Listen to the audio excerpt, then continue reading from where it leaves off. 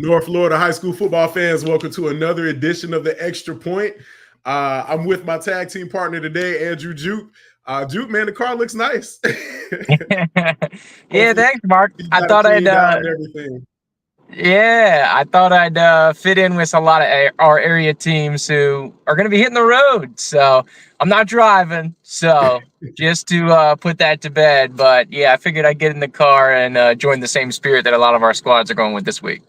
Yeah, man, we've had a lot of movement around, man. Just with Hurricane Helene coming through, it just really kind of offset everything for a little bit. You know, it's rough being in the state of Florida. You got hurricane season, but it's tradition. You always got to have a couple of weeks set aside for some major thunderstorm and let Mother Nature do her thing. Man, thank God that there weren't any major catastrophes, just power outages. Our thoughts are with a lot of teams east of Tallahassee that I talked to a lot of coaches.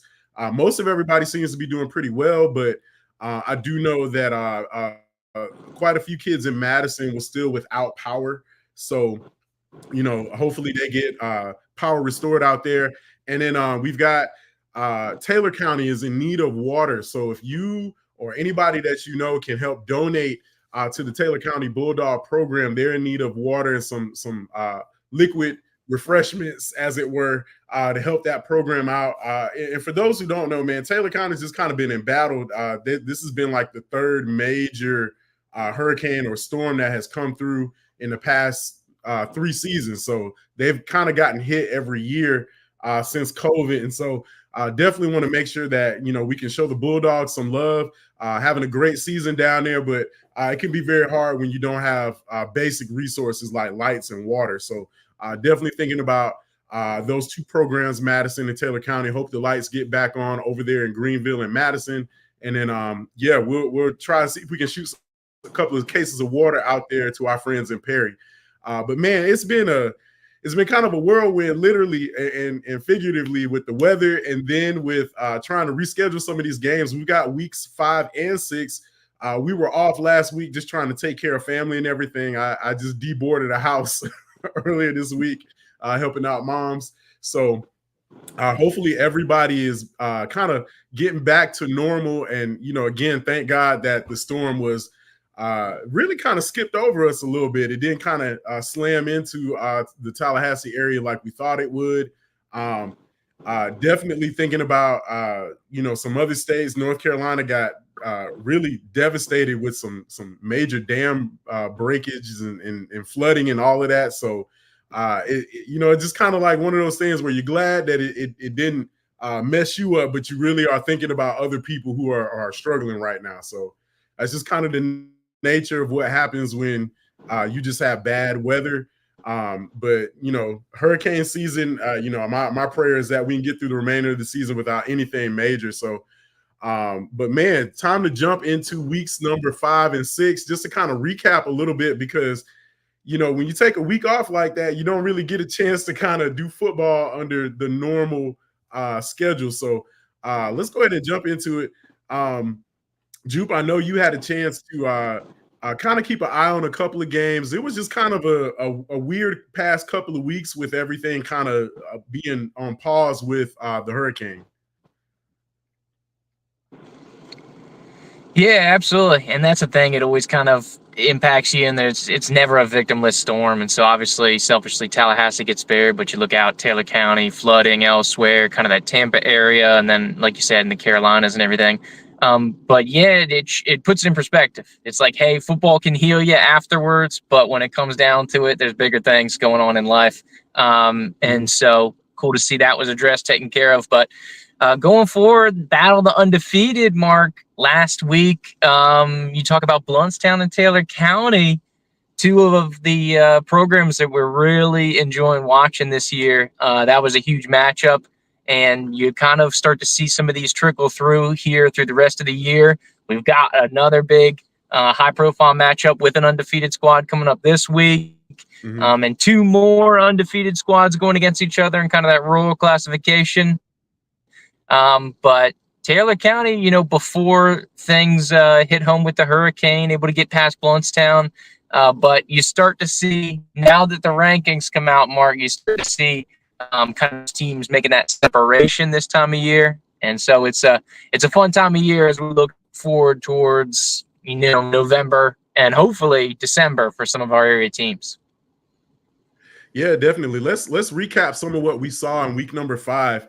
Arnold, a big winner over Rutherford. It was a really close game, but man, the Rams still looking for that first win on the season, and they've had about 4 close ball games where it was right there, and they just couldn't sustain the momentum to try and make sure that they could get the victory. But man, what can you say about Arnold? The Marlins are having a fantastic season after I think they went winless last year, or I only think they got 1 or 2 wins over the past couple of seasons, and to see them rebound like this.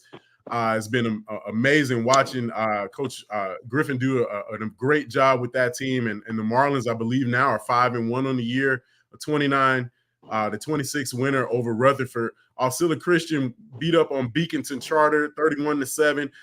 Bozeman, a big winner over Sneeds, 43-20.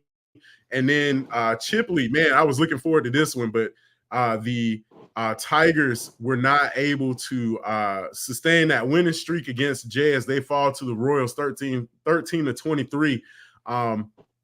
When you look at Panhandle football, it just kind of set up a bigger matchup for week number 6, and we'll get to that in a minute.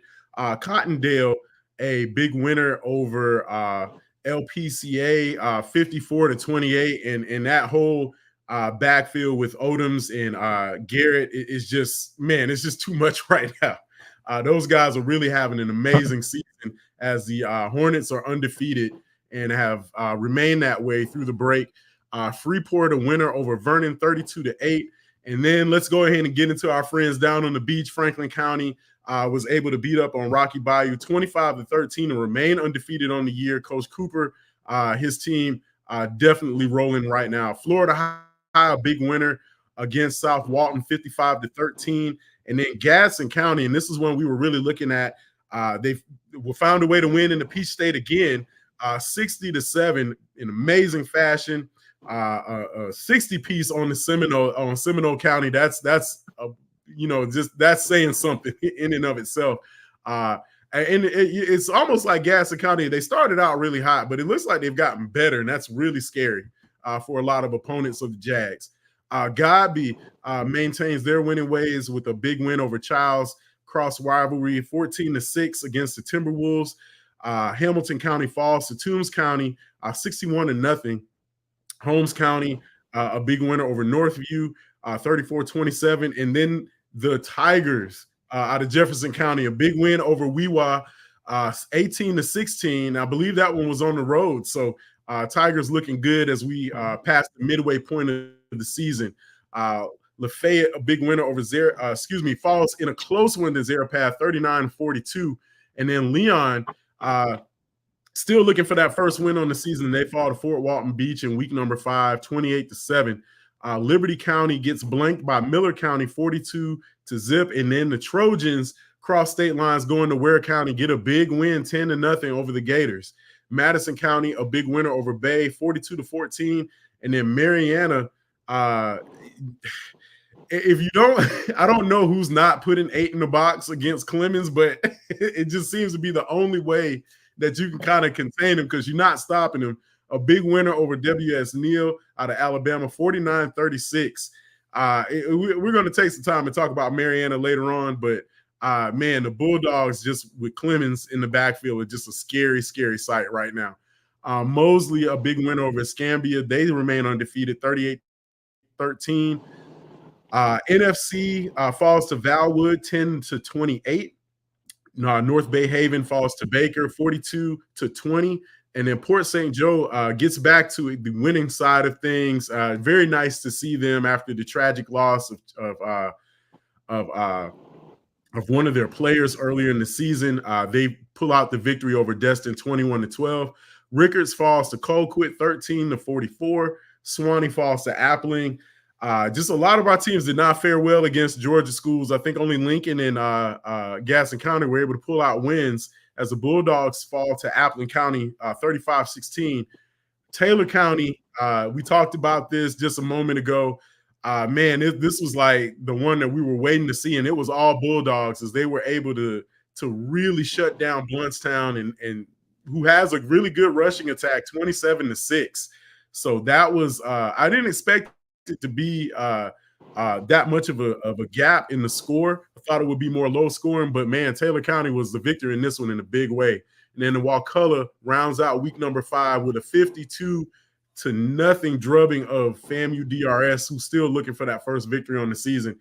And that was week number 5 of what was right before we started getting the alerts about Hurricane Helene. And just to go back, this is what it was like in the capital city with just the empty shelves. And most people are used to seeing this. You're on I-10 trying to get out of town and just it turned into a parking lot for a minute. But man, it just was nice to see that the storm was able to pass over, and we kind of get into some makeup games in week number 6, or what was kind of a shortened week number 6, because there really wasn't a lot going on. Let's go ahead and jump into some week number 6 scores. And Juke, this one has just become a rivalry that used to be and really could use some spit shine. But man, it's been Lincoln for the past decade, 2 decades over Leon in a big way, 59-7. And that one was on Monday night. And, it was really superstar by committee in this one. Jupe, I don't know if you had a chance to take in any of it, but yeah, Sims looked great at quarterback, looked really comfortable calling the offense, and Lincoln just did their thing. Yeah, and that's kind of the MO of Lincoln, right? Is they can win and do it in a number of different ways. You talk about Sims in the passing game, but then you also see the rushing game, the defense, and especially I love that D line. They are fierce. So you saw them, the week before against Ware, they had to do it with the defense, right? Lock down that big Georgia opponent. And now the offense got to stretch its legs a little bit. This was a Monday makeup game, so you always wonder, like, what's your psyche? What's your preparation, especially against a big rival? Lincoln was ready, and I think they'll be ready again this Friday, which I'm sure we'll get to in a little bit. But they are absolutely rolling right now. No surprise that they're 5-0 and looking real good. Battle tested, of course, with some tough opponents like we talk about Ware and some others. So they're going to be one of our big dogs come November, Mark. Oh yeah, I definitely see the Trojans as a team to be in the area. Looking at what could be a really good playoff run for them. They've been battle tested. They've faced some really good competition so far this year, and they've got a doozy coming up on Friday. We'll get to that in a moment. But for the most part, it just really looks like they're clicking. And this is one of those kind of eerie moments where you go back to where they were on where the last state title run that they had, and they look eerily similar to that team, especially defensively. And I think if Lincoln can continue to stay healthy, I would not be surprised to see them playing football in late November. Chipley, a big winner over Holmes County, and this one was just, man, great Tiger defense that really shut down an upstart Holmes County team that has a lot of weapons. This one's a rivalry, so you can throw the records out. Schools are not more than 10, 15 minutes apart. And for the most part, this was one of those where I wish we could have seen in person, but impeding weather just kind of made it so that we weren't able to kind of take in more of it. But the Tigers a big winner, and getting back to the winning side of things as the Chipley Tigers move to 5-1. Holmes County falls to 4-2 on the year. I would not be surprised to see these two teams later on in the playoffs. Just get used to it because it's going to happen. Yeah, absolutely. I think they were on a collision course last year too, but the Chipley defense, obviously a great response coming back from that Thursday game against Jay, because Jay's rolling this year, but able to get back. And Holmes County's tough. Any team that's big up front and really runs the ball well is hard to stop. But Chipley defense, like we've seen for the vast majority of the season, stepping up in a big way. Yeah, moving on around the area, Sneeds gets a big win over Liberty County in a close one, 14-12. The Pirates moved to 2-3 on the year. Liberty still looking for that first win. They've been knocking on the door against great competition, but I don't think I don't think the Bulldogs have played a team. I think this was the first team that they played that didn't have a winning record. So Liberty definitely taking their lumps, but man, Sneeze. To me, this is one of those where it felt like a must win for them to kind of be able to right the ship on the season. And they have a really tough slate of games coming up, but for the most part, this is a good win for Coach Thomas and his group to get back on the winning side of things. Cottondale remains undefeated with a huge win over Wewa Hitchcock 28-8. And I don't know. I think you and I were talking. I don't think Odoms was in action on this one. But again, I hope he got the rest that he needed. And the Cottondale Hornets were definitely able, especially on defense. Defense doesn't get enough love. They've been able to kind of hold opponents. Most of their opponents have been held under 20 points the entire season. So their defense is getting the job done as well as their offense. So I know we're used to shouting out Garrett and Odom and for what they're able to do with the offense. But, man, this defense deserves some love and some credit. So shout out to the Cottondale defense picking up a big win over Wewa Hitchcock. And then Mariana, a huge victory, another 50-piece. I think it's their third or fourth one of the year where this time the opponent was Rutherford. Didn't matter. Game got kind of out of hand early. Or earlier in the first half, and Mariana just cruised to a 55-21 victory over Rutherford, who is still winless on the year. But, we keep talking about Clemens, and he is just still looking like more and more like I don't know if I want to throw it out there, but he is definitely in contention for our player of the year. Has consistently put up 200-plus yard games throughout the season, and can't say enough about him and that Mariana offensive line. They've done a great job creating lanes for him. I've watched some of the film. I was just like almost like you could drive a truck through some of those holes that they've created. So shout out to the offensive line and of course the Mariana backfield.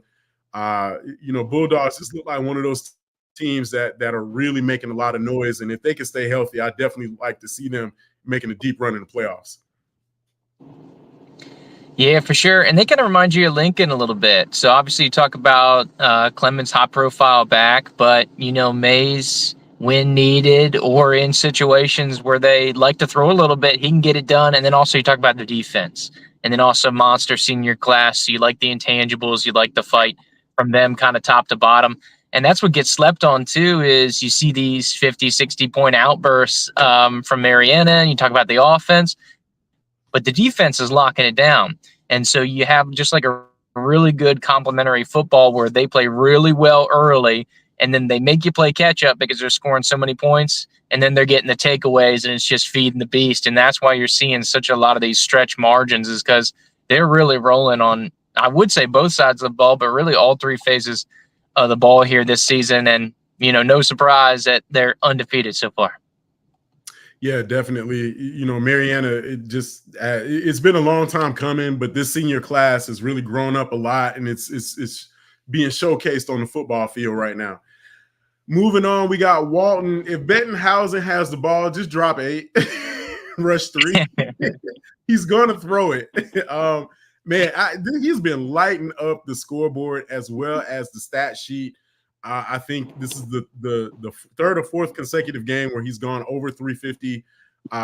They are really hard to contain in space, especially when they spread you out like that. And South Walton found out in a big way as Walton whipped up on their county neighbor 60-38. And really, for Walton, they've just been kind of in a rhythm lately. It looks almost as if that they're really finding a lot of what works for them. Sometimes, early in the season, you're really trying to put key pieces together, but right now they're hitting their stride and they look like one of the more formidable teams in the area. But yeah, I can't say enough about Bettenhausen. Just looks like one of those premier quarterbacks. Definitely can see him playing at the next level, but man, Walton looks like they are gearing up for another playoff run. Yeah, and he's got another year in the system. That's coach's boy. He's out there slinging it out there. Another season in the books, and they're going to be fun to watch on stretch as well. Yeah, absolutely. Arnold, a big winner over Choctaw, 44-7. And don't look now, but the Marlins are 5-1. Next to Mosley out there in Bay County, they are arguably one of the teams to beat. I really like the way that they're not fancy with it. They're just spreading the ball around and letting their playmakers get after it, especially on defense. Really like what they've done. They've got a good core group of linebackers, and we're going to double check that score. I got word from somebody who's watching saying that is not the correct score. So let me go check again. Because we want to make sure we get things right. Yeah, I think that was kind of flip flopped, Mark. I think it was something like 42-14 Choctaw. Okay. From what I recall, because that was one of the weird. I think that was one of the weird Monday games. Yeah, let me check. I'm back on Max Preps again. Does not look like okay. So it's been updated. So it's 42-19. That's Arnold that lost. So okay. But yeah, let me do a deep dive here and make sure that we're right. So yeah, that score was 42-19 Indians over the Marlins. And really, Monday night game looks like the score got kind of jacked up a little bit, but looks like it looks like that was just the case. It's probably a Monday night game, but from what I can see, Choctaw jumped out to a 21-0 lead and just kind of cruised from there. So yeah, our mistake. We'll get the score updated, and we'll make sure we have that we have that correction. So yeah, one of those weird Monday night games. So sometimes we get it wrong, but that's how we got y'all to let us know and get us straight. So we'll get that situated. But yeah, our Marlins still one of the teams to beat out there, as they are.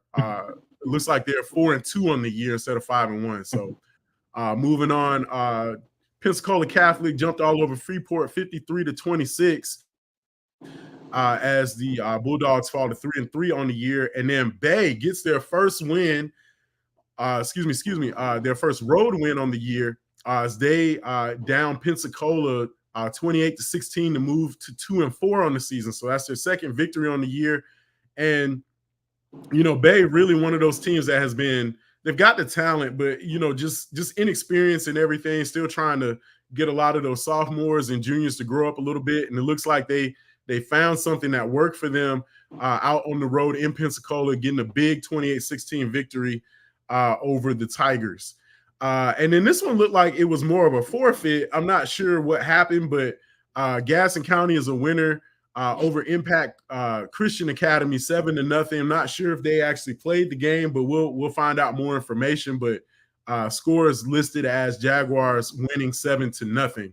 So I know Coach Ellington won't argue. He'll take the win as the Jags move to 5-1 on the year, and they've got a huge matchup coming up against Lincoln later on in the week. So we'll keep an eye on that one as we jump into rounding out the scoreboard. Blountstown falls to W.S. Neal out of Alabama, 37-6, and then Mosley remains undefeated with a huge 42-14 win over Milton.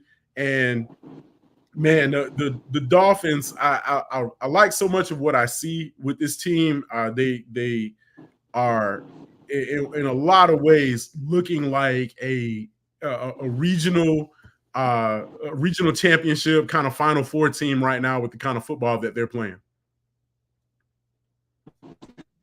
Yeah, absolutely. They can do it a number of different ways too. Kind of a couple different teams we talked about. I feel like we're just listing all the undefeated teams, but Lincoln, Mosley, and Mariana, there's a real strong core with them just so they can do it and dominate games. And you see all of them have been putting up some pretty big spreads here this season lately. But, you look at Williams out of the backfield, Freitas, and now they're working kind of their other quarterback option, which they got a nice dual threat coming through the hopper too. So not just this year for the Dolphins, but the future looks dangerous. They got a great linebacking core, which I like. And then you got to throw against the secondary when you're trying to play catch up in a lot of these matchups. And it's also been a problem that teams have been having. And said it a couple weeks ago, Mark, but it's going to be really tough to get away from a collision course of Mosley and Lincoln. And I'm really hoping that we get that regional final because they are looking strong. And then I know that playoff projections have been coming out and there's still a lot to be flushed out, but they are looking really strongly like the 1 and the 2 seed here in their classification, which hopefully as it stands would be a collision course for that Elite Eight, if you were, matchup. Yeah, I am looking forward to that too. I think there's so much to where, you have a lot of the stronger teams in the area that are really, really starting to separate themselves. But more importantly, it's about being able to stay healthy and continuing to do what you do that allows you to dominate. And we're seeing that with Mariana, Lincoln, and with Mosley.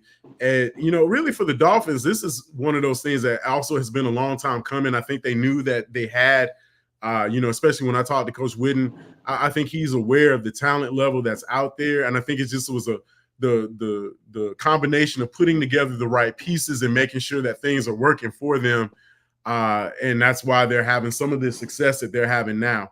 Let's go ahead and jump into the week 7 preview, and I can't believe we're already in week number 7, but it creeps up on you like that. So let's go ahead and get that pulled up here. And when you look at week number 7, man, there are so many good games here. This is probably I probably say the most interesting part of the slate that we've had this season.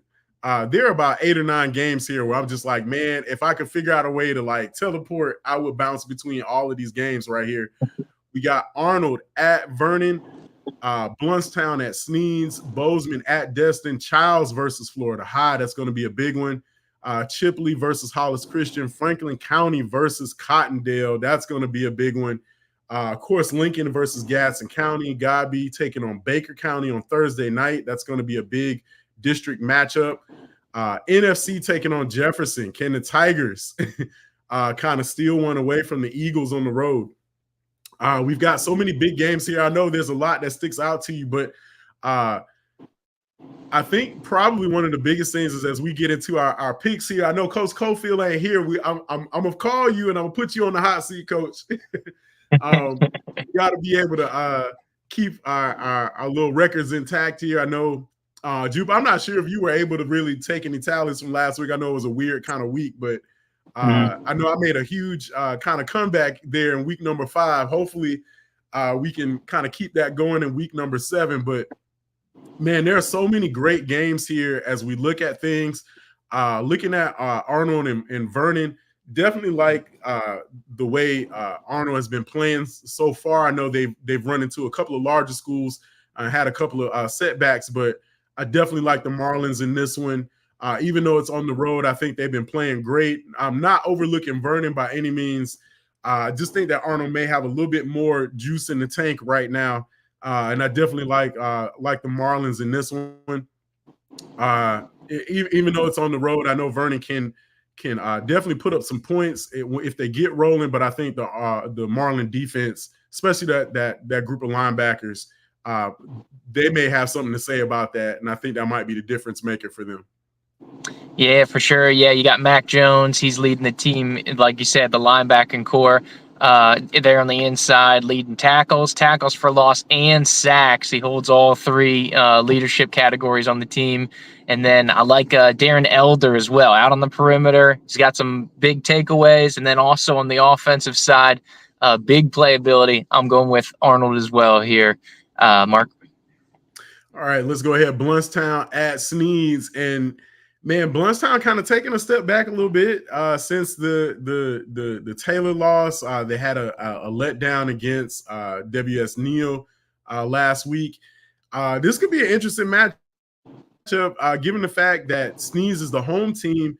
Sneeds on a little bit of an uptick. They've been able to grab some victories there.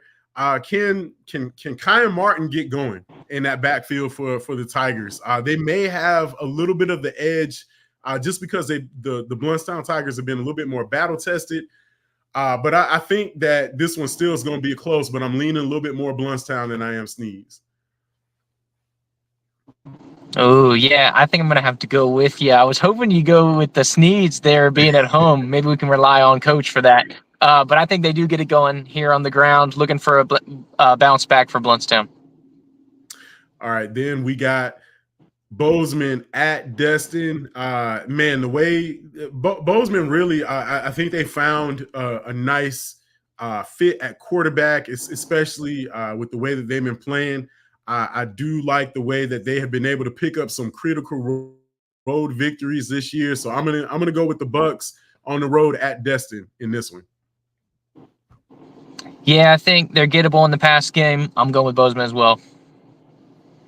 All right, now we got another big one: Charles versus Florida High.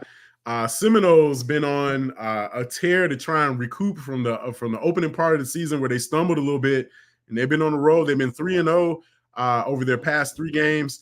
Childs really has been embattled as they have they've played also a good crop of competition as well. Given the fact that they're the home team that might have some advantages, but I don't know that it will be the difference maker. I think I'm going to have to go with the nose on this one.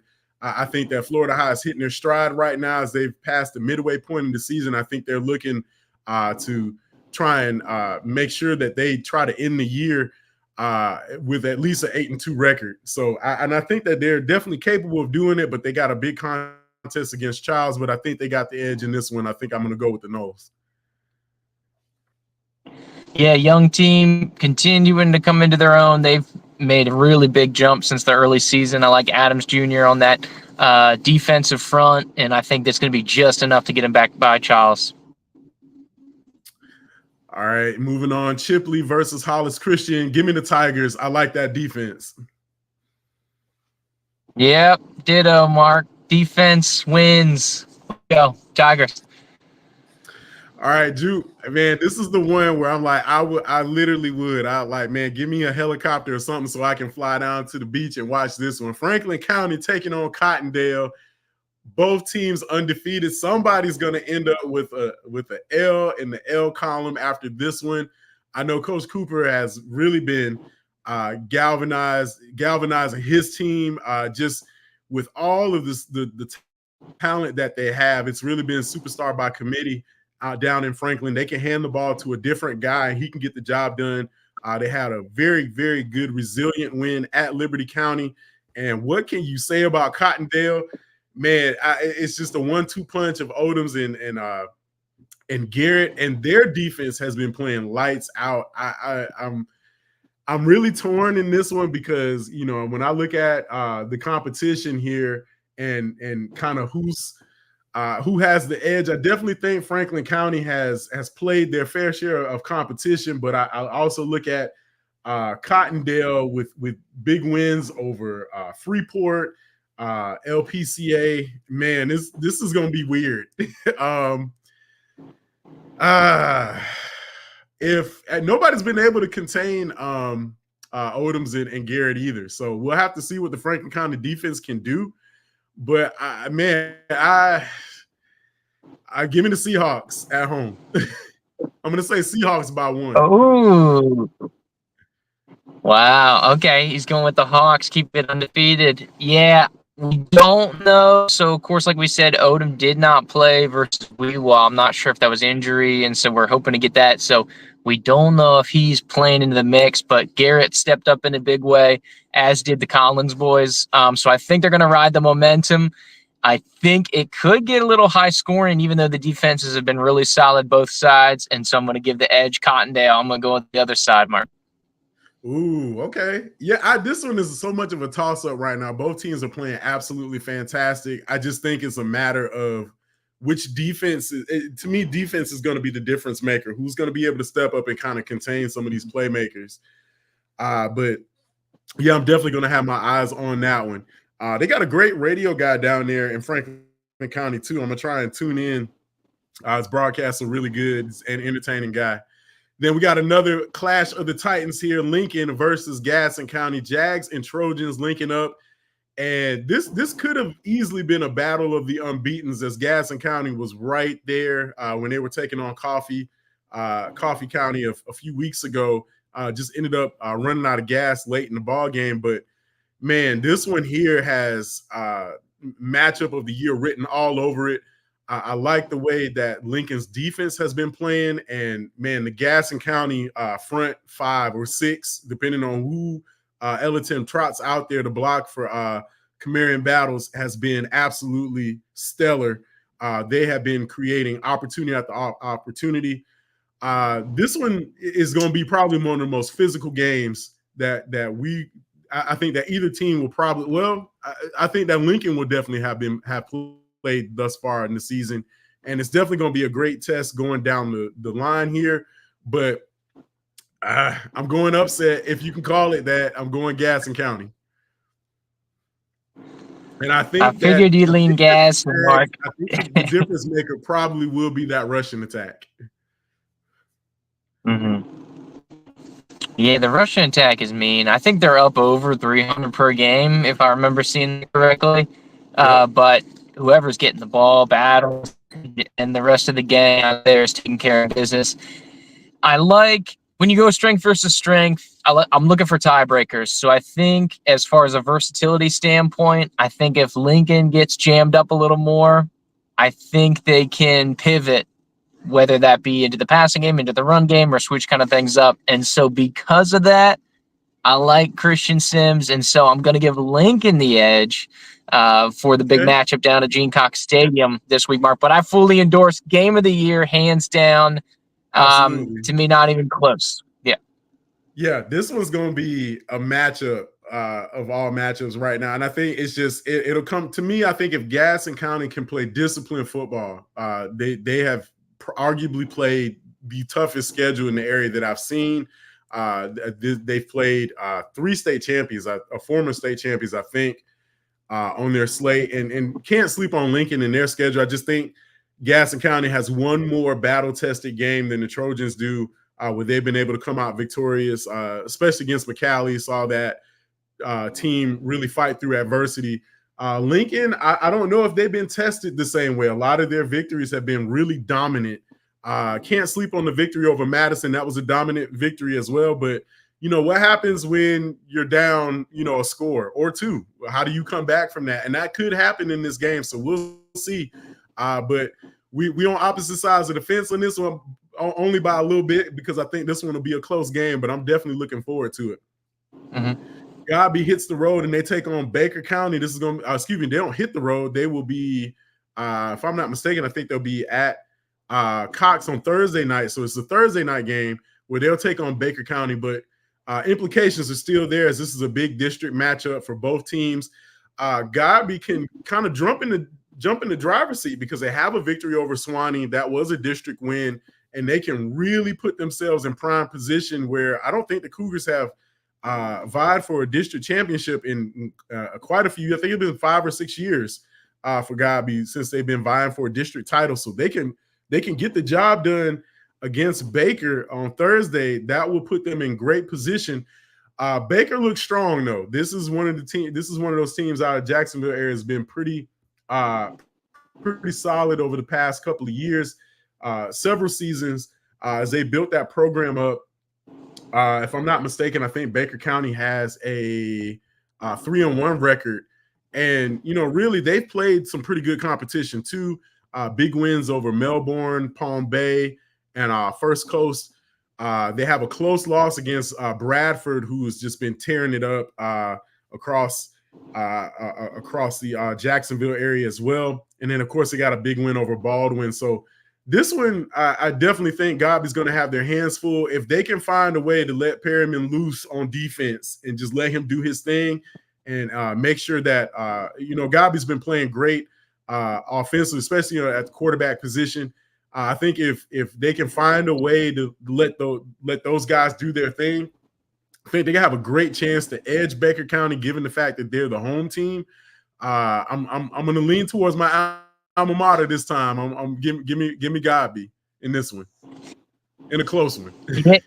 There you go. Yeah, Baker County's tough. I think they're a little more gettable on the road because going out there to Lake Mary is a really tough place to play. And so I like Godby in this one as well, Mark. I think that the offensive line has been solid for the most part, which I think is going to be enough to get the edge, give a little bit time to Chambers. And, yeah, I like Perryman as well, kind of in that defensive front. And I think Baker not as explosive as the team we've seen the past couple of years. I think back to him against that.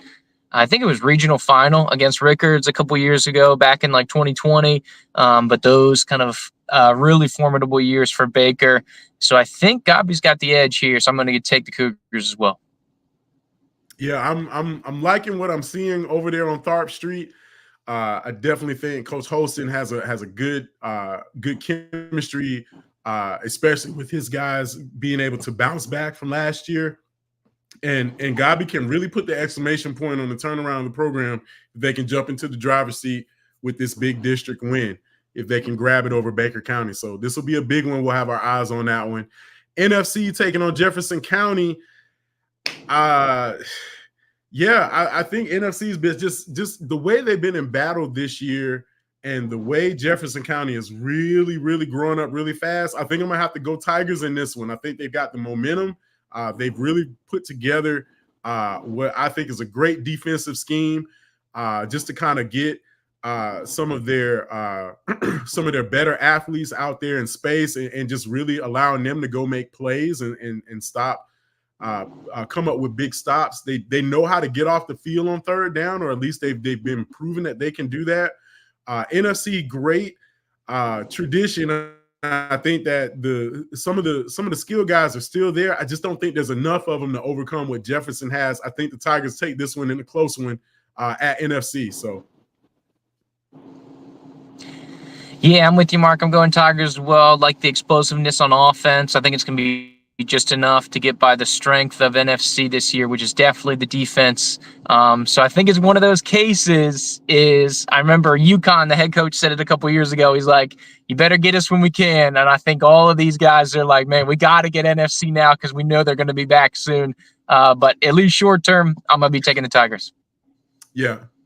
So we're in agreement on that one. So then let's go to Fayette at Fort White. Both of these teams are similar. They match up very nicely. I just think that given the fact that it's on the road, that might be a little bit of an advantage to the Fort White Indians. I think Lafayette may have their hands full a little bit on the road. I think they're definitely capable of pulling this one out. It's just how do they look away from home? And I think that might be some of the deciding factor. I think I might be leaning Fort White on this one. I won't be surprised if I'm wrong, but I definitely think that we might see Lafayette struggle a little bit. But if they can find a way to get going, this could be flipped, where they could steal a big road win. But for right now, I think I'm going Fort White in a close one. I was hoping you'd go with Lafayette and your boy Murphy out there, Mark. But yeah, I'm going to have to agree with you. Yeah, absolutely. But yeah, I like the running back out there, Neal and Fort White. And you talk about when you're trying to pull an upset on the road, because I think Fort White definitely battle tested, definitely big squad down there in that kind of north central Florida area. You think about turnovers or big impact plays, really sound defensively, and a team that does not turn the ball over. So I think it's going to be close. And Lafayette, with that offense explosiveness, is going to be able to stay around. But I agree. I'm going to say just enough to go Fort White with this pick. Yeah. Lions from Leon looking for that first win, but they got to go to Georgia to see if they can get it. And that might be a tall order. I think I might have to go syrup makers in this one. I don't see Leon bringing home the dub, but stranger things have happened. I just think that they might be a little bit outmatched in this one. Yeah, the running back they've got up there is mean. I forget his name, but I think he's the best South Georgia back to come through there since Damian Pierce was up at Bainbridge. This guy's good for like 203 touchdowns every week. He's an absolute monster. I got some buddies up in Cairo, and they're singing his praises every single week, but he's kind of similar to, from what I hear and what I see on film, is kind of a Clemens feel to him. So I think it's going to be a little too much. So I'm going to also go syrup makers this one. Yeah. So let's go ahead and jump around. We've got some action going on at Frank Shaw Field this Friday. I know you'll be there in the flesh on Friday as McClay takes on FAMU DRS. And, I look for the Marauders to kind of do what they've been doing, which is Grant finding one of his open playmakers, Bashir's or one of those guys, to create some points. And then if BB Potter doesn't get 20 tackles, I don't know what we're doing here. So I got Marauders in a big way as DRS is still winless on the year. I think McClay will be able to kind of jump out early and do their thing. As the Marauders in this one, as I have the Marauders in this one over FAMU High. Yeah, absolutely. And I think the defense is going to be the difference in this one. So McClay, I think the defense has been solid and kind of slept on. You know, when you talk about the offensive weapons, Grant Bashir's, but you talk about BB Potter and Arizo and some of the other guys on the line, I'm liking them as well to hold the DRS skill players, which does have some explosiveness. So don't sleep on the Baby Rattlers as they're looking for that first win. But it'll be a fun matchup. I'm going to give McClay the edge. Yeah, definitely. As we move around, Madison County is 4-1, Pace is 4-1, and these teams look very evenly matched. Madison will be hitting the road as they head down I-10 to take on Pace. I may have to go with Madison on this one just because the level of the level and quality of competition has just been a little bit higher. Pace, definitely pay attention to the record because it matters, but the kind of competition has not. I don't think that their level of opponents have been on the same level of Madison, but I do give them some credit for being at home. But I definitely like the Cowboys on the road. I think Madison can take this one probably by 10, maybe a single touchdown or more. Yeah, this is one of the hardest games to pick. I think Pace is pretty solid. They got some good balance. Them and Crestview are going to give a lot of our teams tough times out here. Very similar styles, but I do give Madison the edge as well. And I think Scurry and that defense are going to be just enough to lock it down at that point of attack. They like to run a lot of RPO, so I think it'll be just enough with him causing a disruption to give Madison the edge. All right, who's going to stop Clemens? If you're North Bay Haven, how many do you put in the box? 11. Yeah, no surprise here. I'm gonna go with Mariana in this one over North Bay Haven. Yep, agreed. The line's too mean. Run game. I'm gonna take Mariana as well. Excuse me. Let's go ahead and drop down another interesting matchup. Port St. Joe taking on Rutherford. Rutherford looking for the first win on the year. They've been really close in about 3 or 4 ball games, but just haven't been able to sustain it for 4 quarters. And now they're taking on Port St. Joe, who's had kind of a pretty up and down season so far. 2-2 on the year. Had a couple of losses to open the season against Holmes County is the opponent that they both have played, and they played Holmes County pretty similarly. I think this one will be a close game, but I'm gonna go ahead and step out. I think Rutherford gets the dub. I think they find a way to get it done. I think those kids are hungry. I see Rutherford coming out with a rare win down in Port St. Joe. I think they find a way to get it done. So I'm stepping out there on the limb this week. I'm going with the Rams. Yeah, this one's flying under the radar, Mark. Because of the records, I think a lot of people are sleeping on it, but this will be a really close contest. They played a great game, 1-score game last year. I think we should get a really exciting contest as well. I think Eli Harris, the junior running back, he stepped up in a big way. Last week, 78 and a touchdown. He went for over 102 touchdowns versus Liberty. I think it's going to be just enough to push him over the edge. Also, you talk about wear and tear and going on the road. Port St. Joe, no early week game this week. Rutherford had to go up against a physical Mariana team. So I think Port St. Joe is going to come in a little fresher since they didn't play on Monday. And so I'm going to give them the edge with Harris out there. Give me the Sharks. All right. South Walton going on the road to visit Choctaw. And Seahawks have been road warriors this year. I think they've only got 2 or 3 home games this entire season as their new stadium gets built and still under construction. This one I think might be too much for the Seahawks, as I think the Indians definitely will probably have the advantage here as they're the home team. So I think I'm leaning more Choctaw in this one. Yeah, well, some birds do succeed against Choctaw. You think about Niceville, not a lot of other teams not named Niceville are going to get a result against Choctaw. They're mean, and they call them the big green machine out there, and I think it's going to keep on churning. So I'm going to go Choctaw. All right. St. John Paul II Panthers hosting Wakulla. And yeah, I think that, I really like John Paul's quarterback. Was it Gavin? Is it Gavin? I think that's his name. Yeah, Been playing great. G5, your boy. Yeah, G5's been playing great this year. Wakulla definitely also has been playing great. They've got another Cleese under center. I don't know if y'all been paying attention, but he's also been lighting up the scoreboard. I think I'm going to have to go War Eagles on the road here. I think that this one might be closer than what people expect it to be. I would not necessarily call this one a high-scoring game, but I think Wakulla's defense definitely will have a lot to say in this one. Give me the War Eagles in this one.